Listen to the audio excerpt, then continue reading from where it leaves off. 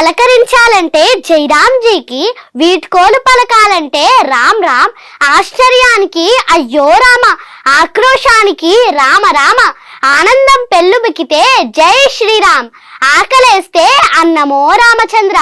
వ్రాయడం ప్రారంభించే ముందు శ్రీరామ నీవే కలవు, ఏ రక్ష లేకపోతే శ్రీరామ రక్ష. అందమైన వాళ్ళు రామ చక్కని వాళ్ళు.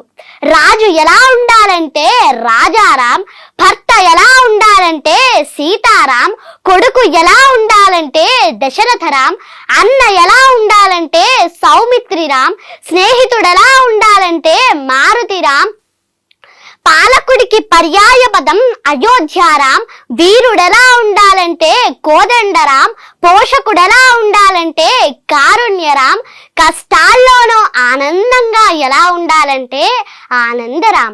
అవును, అంతా రామమయం.